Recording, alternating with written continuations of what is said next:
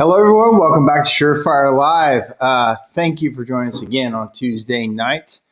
I have a feeling you were super busy. I have a feeling Crystal Ball says you're overwhelmed. Crystal Ball says fighting fires. I don't know. I think I'm just reading the crystal ball from what is happening to almost everybody I'm talking about, because if you're not in the middle of a firefight, you either just got out of one or you're getting ready to go into another one. And we all know what that means coming up for our industry. Super exciting time. And, I enjoy it, but it's also draining. And a couple of weeks ago, we talked about, the importance of recovery, the importance of high performance, and then making sure you recover. So make sure you recover as you do. Couple quick things. Cody Whitwood says, chimney time, let's get it. Love that. Kyle says, hi all. Pam Gentry, my Pam, says, hi y'all. And Rob Jorgen says, hello from Plainfield, Indiana. Hey guys, thanks for joining us. Tonight, I have a friend of mine, a good friend of mine now. Met him a few years ago. And before I met him, I watched him doing some things on Facebook and some things on social media that I just really liked. I thought he has a different look at things. He's next generation sweep, as we say, and, next generation operator, but he's also just, he gets the understanding of the whole process from the customer to the employees to the business system to leadership. And, I met him at a convention and we became fast friends. And with that, my guest is John Caesar. So let's bring him on. Hey, John, how are you? Good, Mark. How are you? I'm great, man. I know you're busy. I know when I ask you to do this, you're like, what day is it? Where am I? What planet am I on? And thank you for taking the time tonight to join us. Not a problem. That's par for the course with me, though. It seems like I always forget what day it is and can't keep my schedule straight. But everything you said about the crystal ball earlier, that's 100% true. It's an amazing time right now to be a chimney sweep. That's for sure. It is. It's absolutely exciting. It's amazing. But in all that opportunity is chaos, crazy, mad, happy, emotional, too much, so let's just, there's a couple more people in here. Nick says, hello, everyone. Chad Murray says, present. Hello, Chad. And then Cody says, hail Caesar. Of course he did. That's awesome, man. Again, let's just talk the John Caesar story. Oh. I know a little bit about it. I know you work for another company. You figured out you wanted to do something different. Take it from there. How'd you get going down this path? Oh, man, by accident. And that's what I've noticed about this industry. There's not very many born chimney sweeps, a couple second, third generations, but nobody really thinks about being a chimney sweep. When I got started, it was literally by accident. I got the job because I needed one. That was it. I had a friend of mine that was a chimney sweep, and I was living in Florida at the time, and I moved up here. He needed some help. I said, sure, I'll come help you out. And I think I told this story before, but when I first went out with him, he said, we're going to go sweep a stove. I said, okay. So I grabbed the rods and I walked inside, and he's talking to the customer, and I started making a beeline for the kitchen. And I'm standing in the kitchen, I'm looking around, I'm thinking like, how are we going to sweep this? Like, there's a burner. Okay. And he comes walking in, he goes, we're going to the living room. I'm like, they have a stove in their living room. Why would they even do that? I never knew about chimneys, didn't pay attention to them, didn't have them growing up. So it was completely brand new to me. I'm like, let's just do this and make some money. My actual goal at the time, I was military police when I was in the Air Force. So I'd get out of the Air Force and I was like, I'm going to be a cop in the civilian sector. So I went and I was studying for the test, and I went to work for him just to study until the next testing cycle came up. When the testing came around, I blew through the written portion. I was like, I got this in the bag. We went and did the physical side of it. I wasn't very physical back at that time. And we had to do a run, push-ups, sit-ups, all that stuff. I did miserable on those. And then we had to do the bench press, which was, I think, 1.06 my body weight. My body weight at the time was not good. And then you add 6% to that. I couldn't get it off my chest. And like, thanks for coming. I said, well, that's fantastic. All this work for nothing. So I went back to work for him. I'm like, I didn't make it. I got to keep working at it. So I started hitting the gym really hard. And I'm like, I'm going to get to the point that I can do the physical side of it. Took me a couple of years. And by the time I got to the point that I could pass the test, I had stayed in so long that all of a sudden I just liked it. Like it kind of grew on me. I never had a passion for anything growing up. I wasn't really focused on any one thing. Didn't really know what I wanted to do. And that was the first time that I had an actual passion for something. I'm like, this is something I can make a career out of. I could stay doing this for a long time. Right. And that's why I stayed. I had to choose either, risk my life as a cop or risk my life on a roof in the snow. I think I chose the right one. It's so interesting. I think a lot of us who got into the chimney business, I talk about it a lot. Almost all of us fall into it backwards. We had a plan. We tried to execute the plan. The plan didn't quite work out for one reason or another, and we fell backwards into chimneys. Now, there's a few guys that went forward into chimneys. I get it. But I think whenever I talk to most people, we were going down a path. For some reason, we took this, the why came up, and we fell into the chimney path or fell backwards into it. And I think that's part of what makes us really unique is because we're kind of a mismatch of all kinds of difference. We got really smart cerebral types. We've got really great innovative types. We got business types. We got mechanical types. We got just hard workers. And I love the difference that we are, but and I also just love the direction. I love your next generation of, so you started from zero. You started with a guy, you figured out you wanted to do chimneys. You started your own company, which is a whole whirlwind of, I have to tell everybody listening to this, and I'm sure you're going to back me up. Owning a business is not for everyone. It really isn't. I mean, I'm not trying to discourage anyone. If your passion and your internal says, I've got to own a business, then you should do what your internal, focus says. But I can tell you, it's a different world, and you have to decide if that's a world you want, because it isn't for a lot of people. But you decided, hey, I'm going to own my own business. I'm going to do all the things. So take us from the moment. I mean, it's a big gap, but you started it. How long ago? Was it 6 or 7 years ago? 6 years now. 6 years. In the 6 years, you've gone from zero to how many trucks are you running now? 7 now. 7. 6. So you're adding about a truck a year. Pretty much, yeah. 8. Tell me, just give me some highlights of the hard times.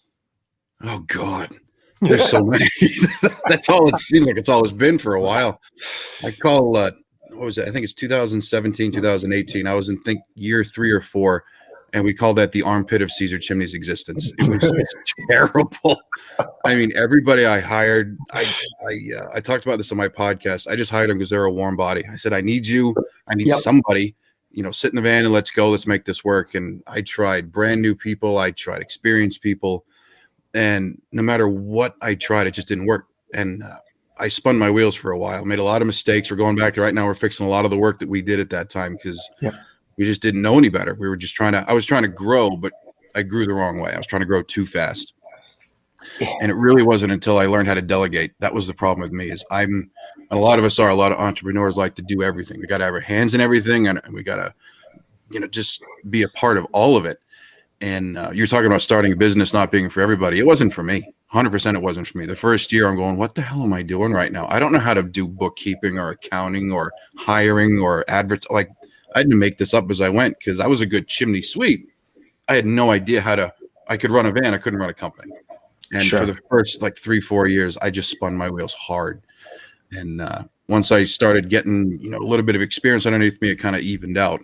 We're still growing. We're still working through some hurdles, but man, some of the hard times, I can't even think of a story right now. I'm just going to come up with one. Yeah. Oh, you will. Yeah. So let's just talk. Let me just ask a couple more people said. Cody Whitwood said, hey, I dropped out of engineering school because I loved it so much. Chad says, he's my window washing employee that was laid off from a chimney sweep told me on a rainy day we could make money chimneys. Right. He had another plan. Kyle says, hey, I would never want to be a chimney sweep, but my dad was. And eventually after college, I said, forget the office. I can make more money sweeping chimneys. I thought I could change the way my dad did it and make it a lucrative business. Fair enough. Second generation. And then Diane Pilger says, you'd be a great chimney technician, but struggle in business due to lack. Oh, you could be a great chimney technician, but struggle absolutely because of lack of 100%. Business knowledge. That's so right, Diane. Thank you. So you're a technician. So you're not even necessarily an expert technician. No. You're kind of a novice technician jumping in to be a novice business owner. I talk a lot about a lot of people being expert technicians and trying to learn to be a business guy when they step out of the truck because they've been doing it this way. You weren't even that. You were green across the board, ready to make every mistake technically and business-wise. Oh, I did. My favorite story, the one that I tell the most is, I got certified working for the first guy. Mm-hmm. I say that, but he was one of those that he didn't really want to get education. He just wanted to be able to put a badge on the truck. That was it. It was like what I call a Boy Scout. I got the badge, yay me. And that's what we did. Went out and took a test, got the badge, put it on the truck. But that was we didn't do any more ongoing education. Everything I learned was from him, and he was self-taught. So I became an expert in my own mind just because I got good at what I was taught. That was it. So when I started my own company, I just kept doing the same thing I had been doing the whole time. First liner I ever put in for a guy. Wood stove in the basement, glazed creosote, tiles were cracked. I go up there and I was like, oh, you need a liner. That's easy. Gave him an estimate, went back, dropped the liner in, connected it, did a really good job closing it up and fixing up the top. I did a bang up job as far as I was concerned. Fast forward a year later, and I'm scrolling through Facebook, and I see this guy, Steve Scally, never heard of him before. And I just see him in one of these groups. I think it was Chimney Nightmares. And he goes, look at this nightmare. And I think he changed his post because I went back and I found the post. It's still in there, but he changed his wording because I remember some pretty hard language. The word hack was used. I know he did. He changed it. If you're listening, Steve, I see you. But he said something like, I got to deal with another hack and look at this. And I'm like, what? This sucks. And I scroll down and there's a picture of my customer's house. I recognize the yard. And I'm like, I know that house. So I start clicking through the photos. And to this is, I still have this on my computer somewhere. He's up on the roof. He's looking down. He'd pulled my liner out and it's laying on the ground. The customer's dog goes over to it, lifts his leg and starts urinating on the liner. Now, this guy's got a massive backyard. You could play football in this guy's yard. And for some reason, the dog chooses stainless steel to go on. I'm like, and then he happened to have his camera and he just snaps the picture, puts it on Facebook. I'm like, you got to be kidding me. So I have that saved and I use that because I had no idea what I was doing. I almost burned this guy's house down. I love that story. I'd heard it, and then I didn't see the dog in the first picture, and then you said it on your podcast. I'm like, oh my God, it's because it's those moments in our life that you don't like them, but they help you. And that's why, Steve at that point, he didn't know you, but he was just being honest. Hey, this is junk. And he was right. But here's the best part about the way you took it. There's so many guys on Facebook and everything that when you run something at them, they get defensive and they defend their position and they come back at you. But instead, when somebody says something hard at you, you need to first look and go, man, is there some truth in this? And you did. You're like, oh my God, what do I not know? And so that's how you, from what I understand, struck up a friendship with Steve and started on a road to a different type of education. Yeah. I wrote him as soon as I saw it. I said, "Hey, Steve, my name's John Caesar." And he replies with, "Yeah, I know who you are." I'm like, "Oh, no." Great. And I said, I saw the picture and that was my customer. What did I do wrong? I really didn't know. And he was really gracious about it. He goes, you need to get some more education. I was like, well, I'm certified. He goes, no, you're not. He goes, you don't know what you're doing. He goes, you need to go out and get more education. There happened to be, I think it was a 5-day class here in Manchester, as luck would have it. Training rarely came up into New Hampshire at the time. It just so happened that within a couple of months of that, there was training up here. I shut my entire company down. This is a 2-year-old company. I can't afford to do that. Yeah. I had myself, I had 2 technicians, and I had 1 office manager. Shut everything down. It's the only time in Caesar Chimney history the phone wasn't answered. Because I said, put it on voicemail, we're going. Brought everybody in, we sat in this class, and the instructor was going through all kinds of slides, and he goes, now you never, ever, ever want to do this. And both my technicians were sitting in front of me. They both turned around together, and they go, we do that? A little while later, he goes, you always have to make sure you do this. And they turn around and they're like, we never do that. I'm like, shut up, we'll talk after. Don't do that. It was terrible. For 5 days, I'm going, what did I not know? Yeah. And we started over from then. Literally shut the company down, started over, started rewriting inspections, rewriting estimates, adding more tools, adding more knowledge. Yeah. And the company just took off from there. Like the quality of work. I mean, I used to sit, I was sitting in my house and I was thinking about all the liners I'd put in without insulation or without pulling the tiles or without sweeping out the creosote. Because the liner's going to fix everything, right? I had no idea what I was doing. And I'm going, what do I do? I had to call all the customers back and say, I'm really sorry. I know I did this 4 months ago, but I didn't know what I was doing. Can I come back out and fix it? And a lot of customers were some of them weren't so happy, but a lot of them were gracious. They're like, yeah, I understand. And I made it right for them. But man, that was a tough lesson to learn. It is. It's tough, and a lot of people would not take it the way you took it. My friend Larry Wingate told me one time that he said, that's the difference between, ignorance and stupidity.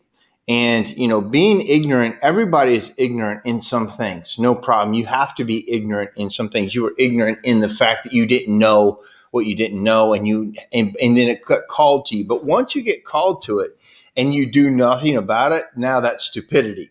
So, we're good with being ignorant. Everybody has to be ignorant, but being stupid is where you totally change the process. Like, hey, I'm not going to be stupid again. I'm going to do everything I can not to be stupid. And so it seemed like, and maybe I'm wrong, but it seemed like that was a time when you really started on a journey about education, whether to teach your own company, but also you came out to help the industry be more educated. Absolutely. It's kind of surprised me too. I remember getting a phone call from Chuck Hall and I'm like, I don't know who this guy is. And he says, hey, we'd like you to be on the CSIA board. I'm like, what is that? Like, I didn't know, but it was, like I had talked about one of my podcasts, Facebook. I was big on Facebook. I hit it with everything from my business page to my personal page, just throwing as much as I could out there.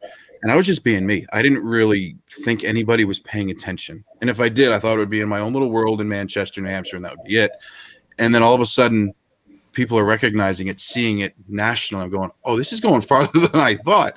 That's right. And I was passionate about it. If it was in a group or if it was in a forum or if it was on my page, I was always trying to educate people, help people as much as I could. And it was noticed. And I was asked to be on the CSIA board. And at the time, I remember thinking, I'm like, why? That's not me. That's not something I can do. The second I went in there and realized this is part of my passion. It's the business, it's the training, it's the education, and it's helping others get to the same level, get the same education, make it better. Right. It's been a ride. It has been a ride. Mildly. Yeah. So in that, and I talk about this a lot, there's a lot of super passionate people in this business. And I love that. Sometimes we don't agree on how things should go. Sometimes we don't agree on anything about it, but we're all into it, giving it our best effort that we think is best. And unfortunately, in that, there's always disagreements, and sometimes you can try your best thing and it fall flat. And sometimes you think nothing's going to be a big deal and it becomes the biggest deal. But that doesn't, for me, and I've been at this game a long time, it doesn't actually deter me at all. It kind of galvanizes me a bit and go, you know what? If this industry is going to change, if this industry is going to get better, we got to do this, right? There's peacemakers and there's peacekeepers, and my guy Drew a couple episodes ago talked about, he was like, he's all soft and easy, and the guy said, man, you just want to be a peacemaker. Or he said, I guess I'm just a peacemaker, and his friend said, no, you're a peacekeeper. Peacekeepers don't want anything to get ruffled. They kind of flush it out. Peacekeepers come in and they kind of break through things and make things happen. And sometimes that's an ugly thing. And for us, I'm not saying we're keeping peace, but we are pushing through what we feel as passionate volunteers of an industry, what is coming next, because somebody's got to do the work, right? And so Cody, just a couple things. This is funny. He says, John, the first step is admitting you have a problem. That's right. So, by the way, Cody is going to be on our show next week. Cody and the Noobs are going to be on the show next week. We're going to have several people, new operators on here. And so I'll make sure that I'm the one in the comments saying chimney time, let's get it. I got you, Cody. And then he also says, what doesn't kill you makes you stronger. What can kill you makes you resilient. That's true. So we all, so in that you got into education, you got into helping others.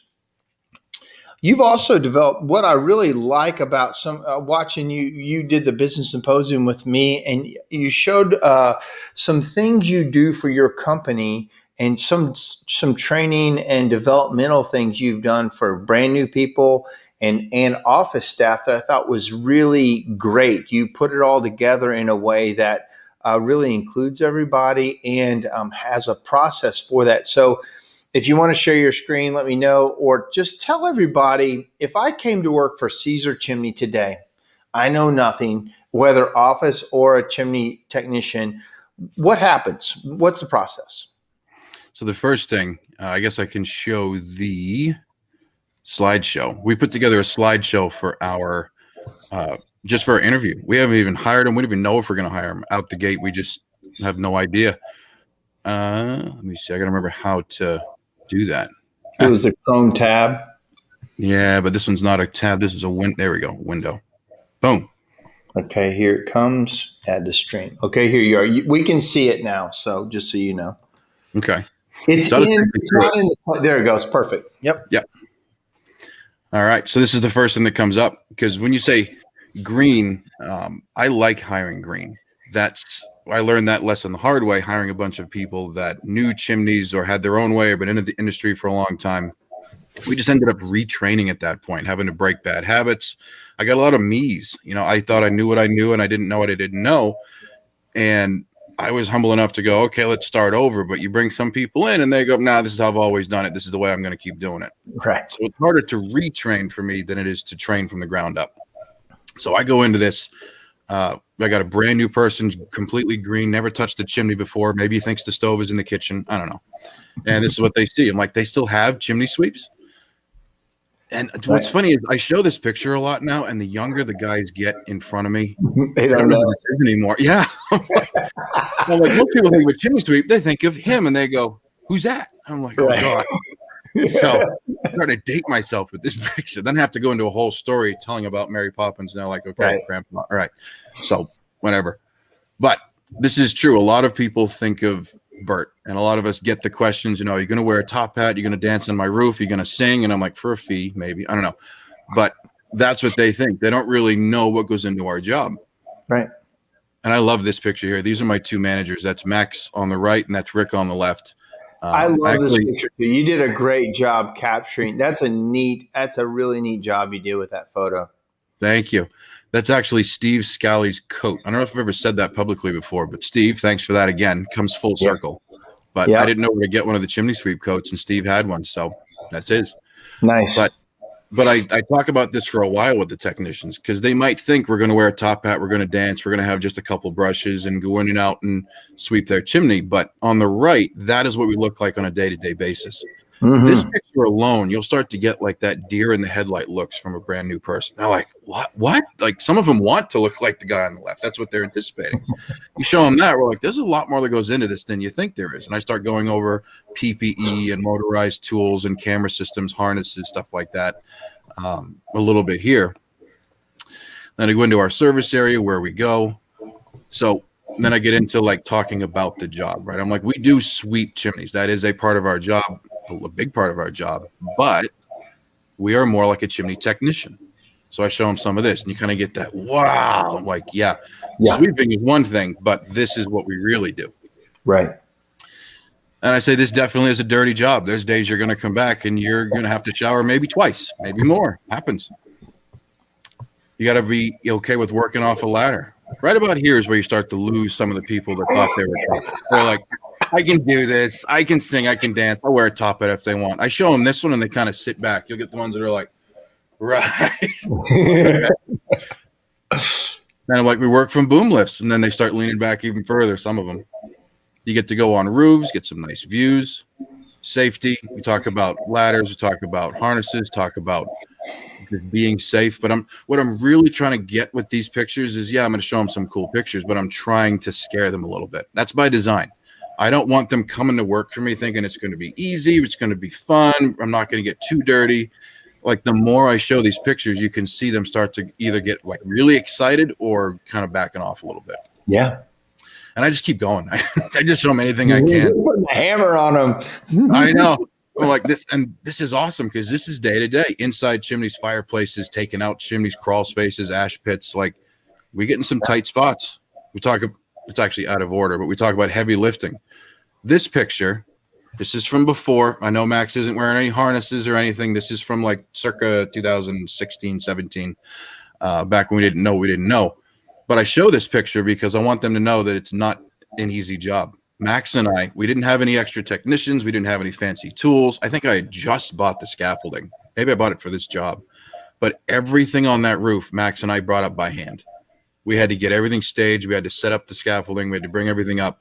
And this is what I show, talking about you're gonna hurt. We are. So then we talk about the fact there's heavy lifting. This is a big one. This is something I really focus on. This is a year-round job. And people say year-round because they want it. They're like, is this year-round? Is it seasonal? Like, I don't want to not have work. People don't realize what a year-round job in this industry looks like. You're going to be out there in 100 degrees sometimes. We don't stay up there long. But you're going to be out there in the snow sometimes. Your year-round looks different than my year-round in the South. Yeah, it does. Yours is more like just the left picture, right? Exactly. Sweat. Oh, yeah. It's been hot up here. We've had 100-degree days the last couple of weeks. It's been terrible. Yeah. They ask us, like, what do we do? You're going to work. We're going to keep it safe. We're going to give you water. We're going to get you, like, on the right there. We're going to cover you over. But you're going to be working sometimes rain, sometimes snow, sometimes heat. It's year-round.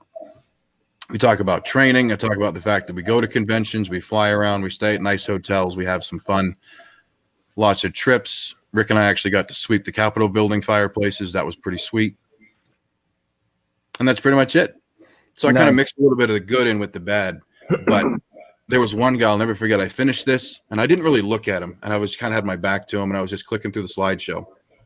I get to the end, and I turn around, and at the beginning of the interview, he's like, oh, yeah, I'm good with heights. I've done heights before, and I worked on a roof before, and this is, no problem. I finished it, and I'm like, that's our company. And I turn around, and he goes, I think I just realized I'm scared of heights. I said, that's okay. That's totally fine. Because I would rather lose them than hire them, go through all the pain of getting them onboarded and paperwork and everything, get them in a van and get them out in the field just for them to go, yeah, this isn't for me. Yeah. So just by showing that, we'll weed out a ton of the tire kickers, if you will. They just look for a job. They just want somewhere to, sign up for and, have an easy job right off the top. Either some of them are like, let's get it. Let's do that. That looks awesome. I'm like, start tomorrow. Right. Exactly.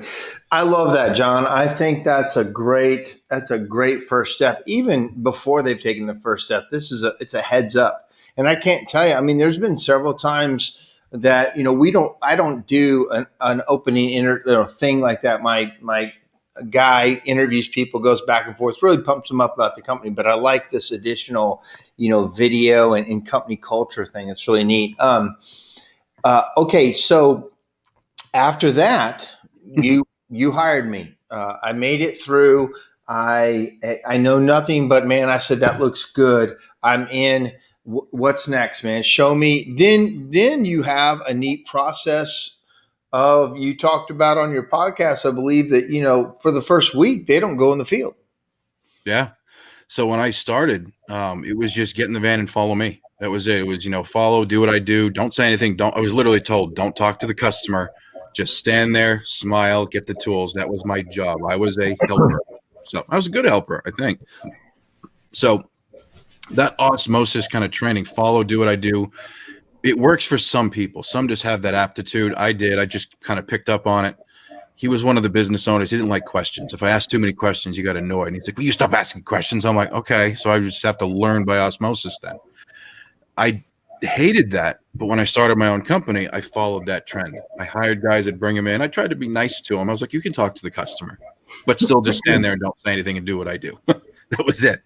Yeah. And it worked until it didn't. I told a story on my podcast about a technician that went out and sweep a fireplace, but was never shown how after a month in, but we didn't know. And he came back and started swearing at me in my basement. Like, my kids are upstairs, they're watching TV, and he's using 4-letter words. And he's like, this. I'm like, what's the matter?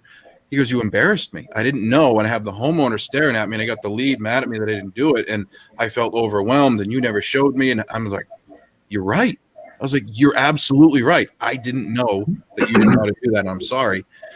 And the more I started talking to the technicians, they're like, yeah, I kind of felt the same way too. I just pushed through it. And I'm like, that's terrible.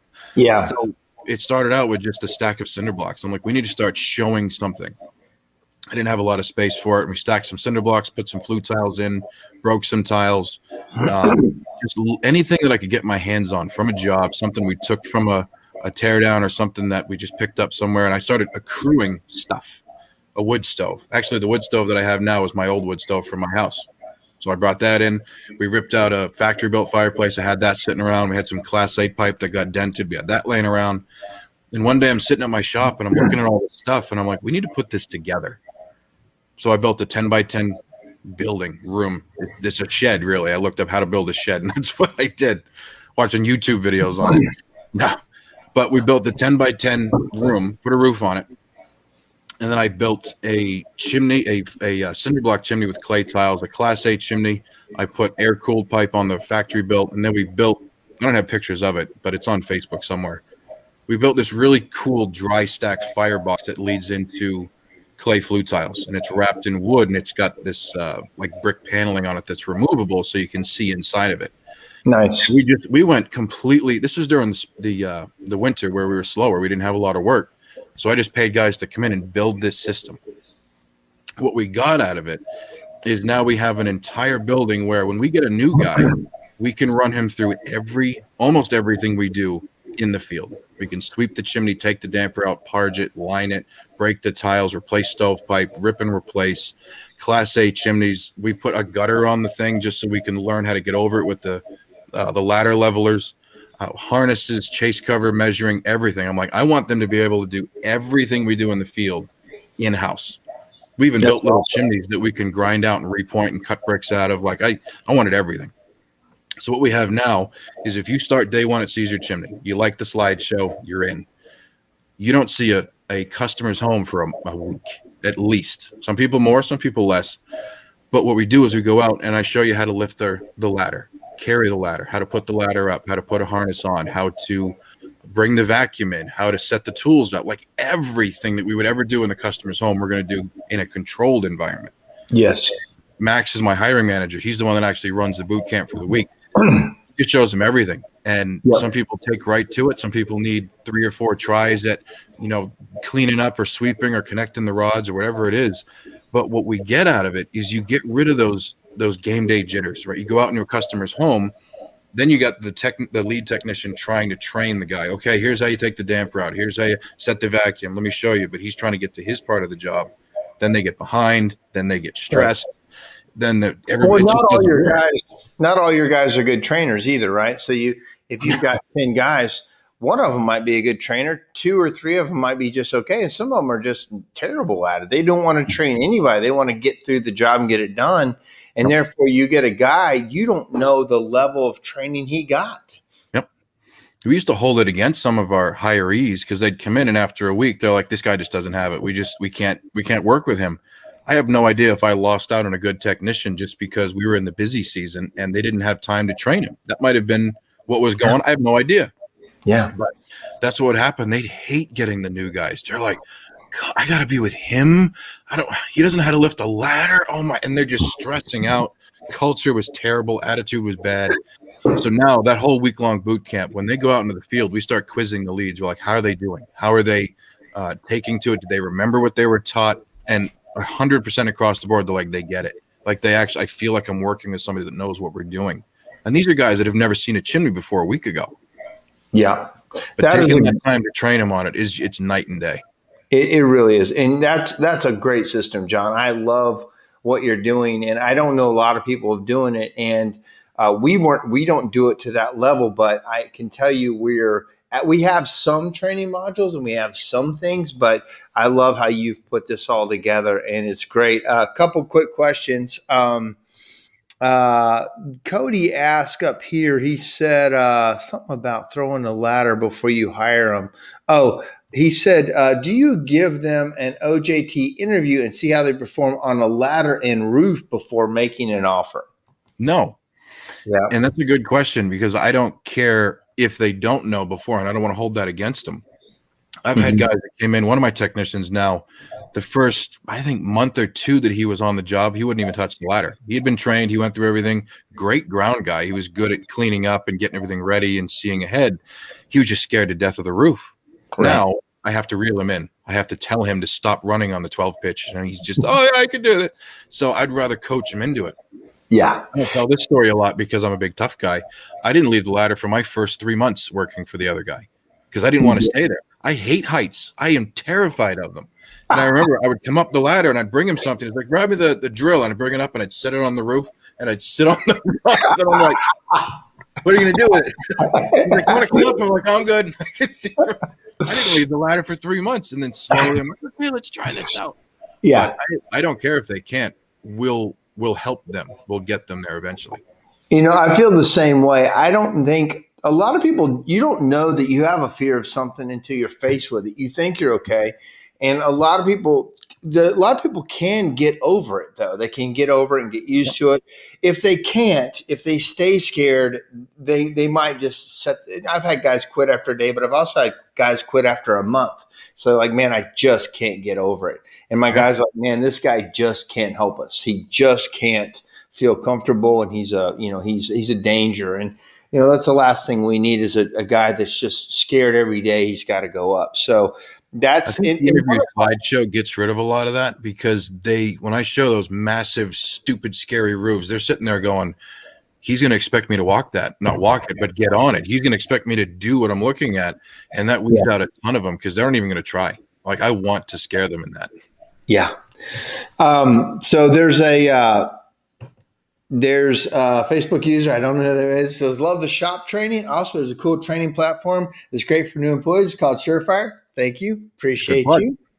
I mean, that is why I used it, because I'm not a great trainer. I'm busy doing a lot of stuff.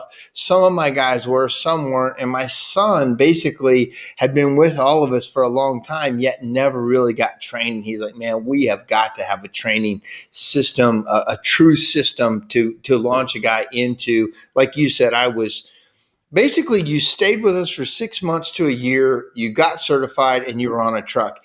And we really had no process to check your progress. We had no, checkoffs to make sure you knew how to do things. It was just like enough time with us, and now you're a chimney sweep. So that's osmosis. Yeah. Oh, so that's from Mike Fazy. So Mike, thank you. Hey, Mike. Somebody says Facebook user. There was one other thing. Cody says we offer training pay. We offer training pay based on the performance of the trainee after 2 weeks. We have something when our technicians are out with a new guy, we do pay them a little bit more to train them, especially for the first 30 days. If you're with a new trainee, I pay you more to slow down and help them. Now, that being said, sometimes that's good. Sometimes the guy's just making extra money. Yeah. So now we've got Dennis Dobbs, who was one of the guys who helped to start the Master Suite program, along with John Pilger. We have Dennis Dobbs in here that is taking over our in-house training, and he is developing that system as an excellent trainer. So I think certain things as your company develops. Well, let me just go into this. So that's you as a technician, but you do something similar for your office staff, right? I've seen your girls out there on jobs out there in the warehouse doing it all too. Why do you do that? Because I want them to understand what they're talking about on the phone, right? A lot of them, we bring them in, we show them the slideshows and the pictures, and some of them have the manual and they're reading about how to sweep a chimney. But when they're on the phone and we all get those customers, you're going to charge me what? To do what? Why are you charging so much? Or why do the tiles have to come out? Or why do I need to pay for scaffolding? Whatever. Like, they're getting those questions and they're like, well, because that's what we do. They don't have they don't know. And I forget I think it was tile removal or something else, but we raised our prices, and the girls, actually, we raised them too much. I think I didn't want to raise them that high. And I was like, we had to. And I'm like, this sucks. And they were kind of tentative on the phones. They're like, well, this is our price now. And I was like, let me tell you why. Let me show you. I brought him out in the bay and I had him get on a ladder that just went to the roof. That was it. I was like, you want to climb that? And they go, absolutely not. I was like, that's our job. We do that. And that's like maybe 20 feet. It wasn't really tall. I'm like, we do that and more every day. They're like, really? And I was just kind of trying to joke and make a point, but they're like, you do taller than that? And I realized looking at a picture isn't the same as standing at the bottom of a ladder. That's right. I was like, let's try some stuff out. So I brought him out and we had that cinder block chimney, and we were slow. And I started just putting them to work. I was like, break these tiles, pick this up, move this here. I have a picture somewhere. One of our office girls carrying 2 tongs of bricks around the bay. And she's wearing flip-flops, is why I don't show the picture. She's like, I'm going to try that. We were training one of the guys. She goes, I want to try that. She picked it up and she carried it. She put it down. And she goes, hell no. I was like, this is our job. So then I realized that sitting in an office and hearing about the job is 100% different than experiencing it. So then I started training them in-house, but then I was like, let's just go out. We had a slow day. They were on a boom lift, and I was like, let's go out and try it out. We put them in harnesses, put them in helmets, brought them up in the lift. And of course, the first time I did that, the lift wasn't working well. We rent our lifts. We don't own them. And we got on it, and it was the house was over a hill. It was beautiful, but we're going up, and the lift is doing this. And I'm like, hang on, let's go back down. And I'm used to it, right? I'm up there, and I'm just moving around. I'm like, okay. And I look over at them. They're gripping the side. They're like, this is normal. I think we got stuck too on the way down. We got stuck. They had to lower us from the bottom. Oh, my God. This is a day in the life. This is great. Yeah. But now we try to make it as regular as we can, but bring them out and show them jobs, get them in the house, talking to the customers. When you talk to a customer and set an appointment, and then you're standing in front of them and you're remembering what they said, and then you're seeing it, you're like, that makes more sense now. I understand what I'm hearing on the phone. So that was just for clarity. Sometimes fun. Sometimes I like getting them on a boom lift just to watch them white knuckle it. But yeah, that's excellent, John. I love that. And so Diane Pilger, by the way, Diane Pilger, knowledge and experience, our powerful tool. Diane is the first master sweep female in the country. So Miss Diane is a knowledge, and she is a servant to the industry and has given a ton of her time and energy to us. So thank you, Diane. But you are so right. Knowledge and experience and education. That's what we all believe in. We know what that means. That we know that makes the biggest difference for all of us. We have, and I think this is Fazy again saying good fall protection equipment and training helps to overcome the fear of roofs. Yeah, totally. Absolutely. Brewer and a lot. And, when those guys feel safe, I've had people come to work for us and say, I feel good working for you because you guys take safety seriously, because you guys have a safety program and you care about us. I want, this, it makes me want to work here more. And I've had, now that we have a true safety program and you get the harnesses and everything, I don't think I've had anybody bail out for being afraid of heights. They've kind of all, by the time we get them in the door, they pretty much know what we're getting into, and there's all the safety gear to make them feel more comfortable. So that's a great point. Oh, so I guess Michael Dempsey was the first woman. John and I were the first husband and wife. Okay, sorry. Well, congratulations, Michael, but also Diane, you are awesome. Um, all right, so let's talk one. So the next step, we're about 45 minutes into this interview, and Wow, that went fast. it goes fast, doesn't it? Let's talk about next step generation. Next week, I'm going to have Justin Neary has been really getting pretty vocal about things about, new guys and struggling. He's doing a podcast. And he's really a new guy trying to figure it out. And I really respect that. And he said, he wants to do like a Facebook Live or something with just the new business owners. And I love that idea. we were calling them noobs. And I said, hey, yeah, let's talk about it and so we're going to have, I think Cody's going to be on, and a handful of other guys. Octavio is going to be on here, and a couple other guys, a couple of my guys. One's a third generation chimney sweep, and they're my managers of my Knoxville office, but they're still young guys and really excited about the industry. So I'm excited about next week, but it's almost like you're the leader of the noobs. Yeah. I kind of like that. King Noob. No. Yeah, I mean, because you are new, but you're really moving at a fast rate. And I can tell you this, I've been in the business a very long time, and you noobs are moving quicker than we did. I can tell you that for sure. It's exciting. I think I know why. Well, the first thing is we don't want to work till we're 70. We don't want to be up on a roof carrying a ladder around and lugging bricks that long. We just don't. We see the benefits in growing a business and making something that will last longer than us. But Jeremy said noob power. I love it. And I'm speaking for myself here, but I have seen a lot of other sweeps out there that are growing their businesses super fast, is that we have learned to learn from you, the older, not an older, more experienced sweeps, less noobs. There we go. Like, I can attribute a lot of my success to you and Chuck Hall and Steve Scally and Jasper Drengler, and I don't want to make any mistakes. I've made enough of my own. But when I hear you talk, or I read your book, or I talk to Chuck Hall or Chuck Reuthouse, or any of these guys have been doing it longer than me with bigger businesses, I want to figure out how to do it better. Honestly, I look at it. I think I told you this before. My training center came around because I was at your shop and I saw your building with the roofs on it. I remember standing there in the bay and I'm looking up there and I'm like, he built a building in his shop. I never thought of that before. I had all the stuff laying around. I'm going, he's got a build, and you built it for the fall protection. The roof training. I'm looking at it and I'm like, you should have chimneys on that. I'm going to put chimneys on mine. So I made it a big secret. I'm like, I'm not going to tell anybody.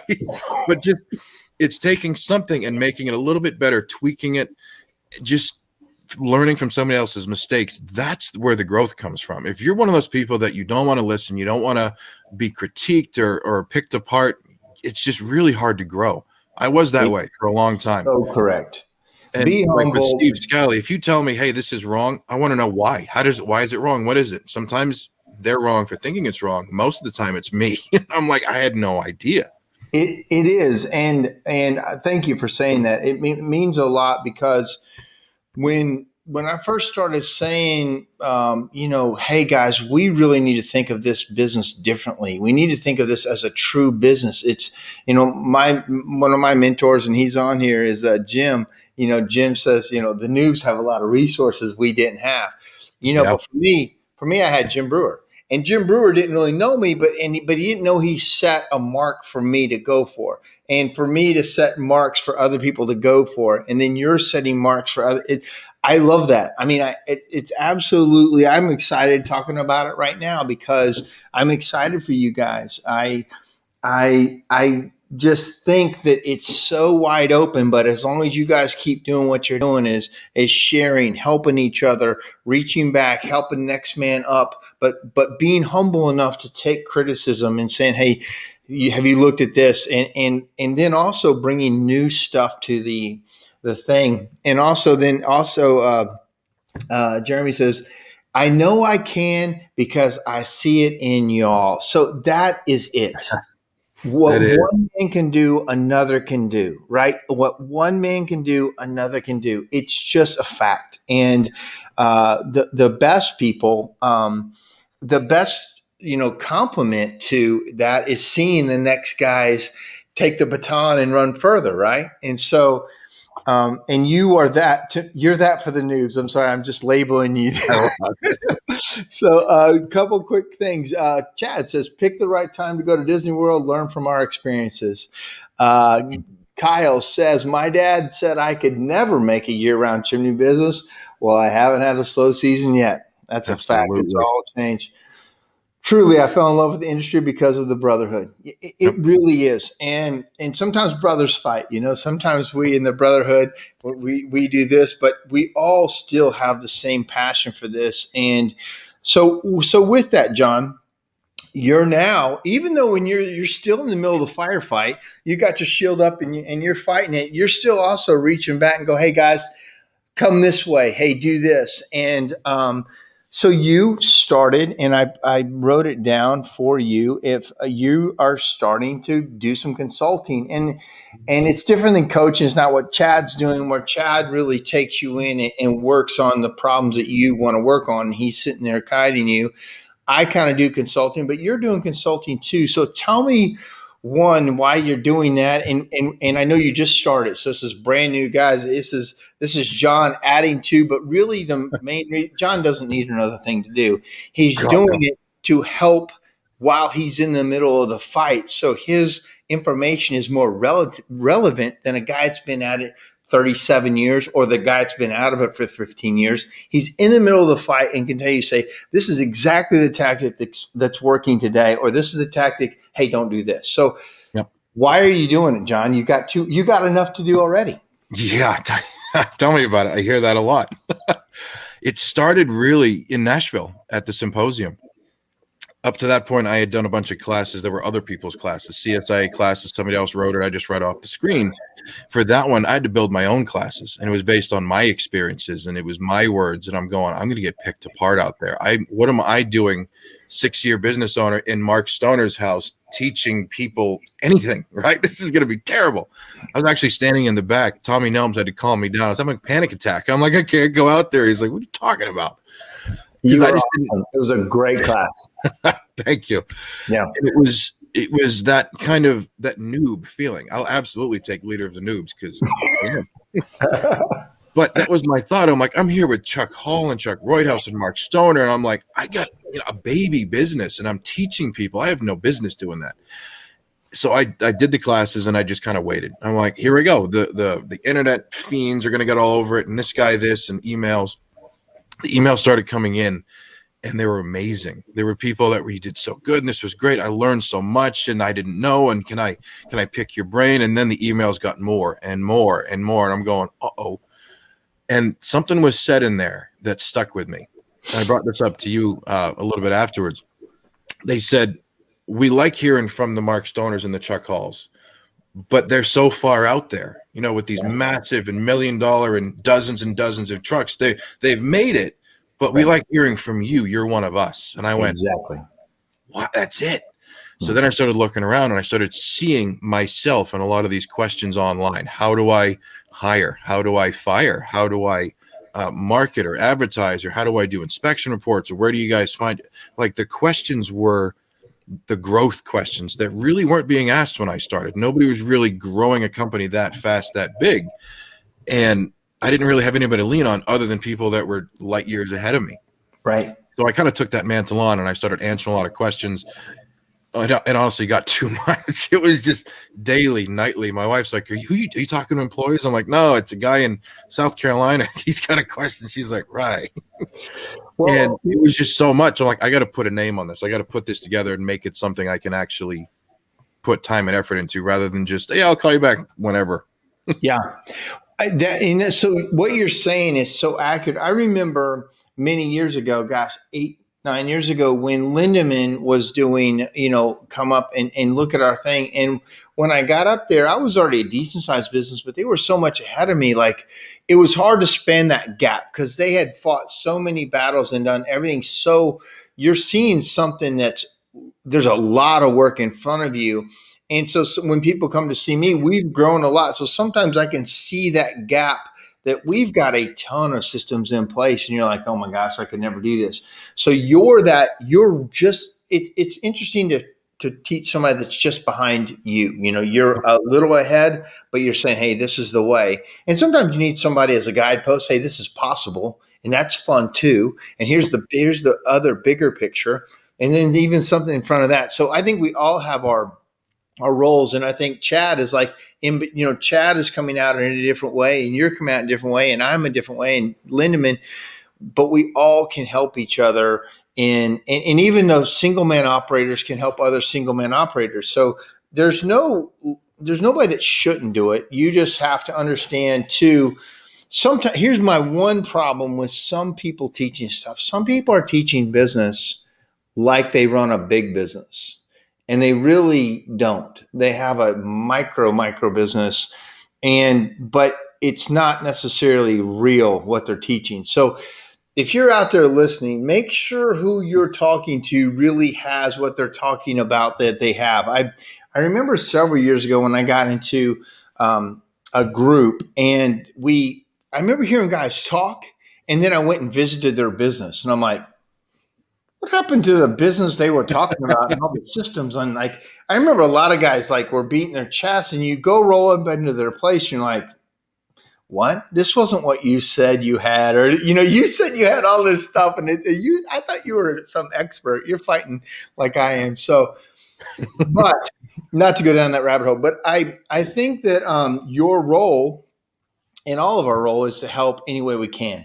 And there's a next generation person out there that's also listening that's going to be the next guy after you, when you're the old guy, and there's going to be a time that I plant the flag and I'm like, okay, this is what I've done. I'm out and I'll help in other ways. And then you guys come and it's exciting. I think that's the thing that gives us energy on a day that you and I are both tired. We have worked our tails off today. I saw it in your eyes. You saw it in my eyes when we logged around. We're like, we were already tired. Now we're into another hour of freaking talk. So, so anything else on what you're doing with your consulting business? It's still a baby. It's less than a baby. It's slowly building. I have no idea what I'm doing. I'm just trying to put, like I said, a name to it. But I'd like being able to help people. That's the biggest thing. You and I talked to Chad about this. We went off on our man crush on you, and it's funny. So many people can point back to you for their success because you were the first. You were the one that started doing a big chimney company, which wasn't even a thing. Yeah. And I still remember meeting you at that convention. I'm like, oh my God, it's Mark Stoner. And I just started gushing all of this fan stuff all over. Like, oh, I saw your magazine. I saw your TV episode. But your answer was, you sound just like me. And I was like, what do you mean? And you told me the Jim Brewer story, seeing him in the magazine. And I'm like, that's fascinating because everybody's got to have that mark to, like you said, something to shoot for, something to attain for.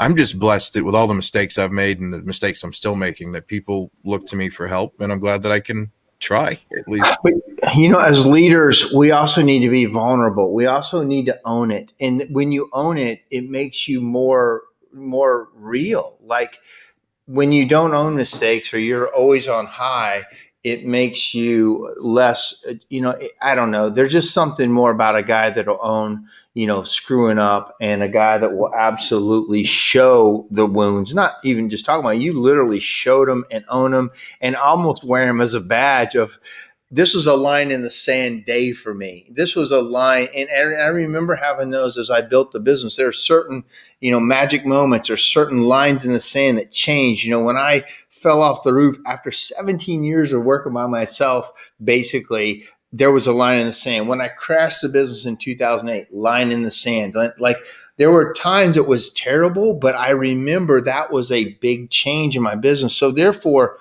failure and success are on the same side of the equation.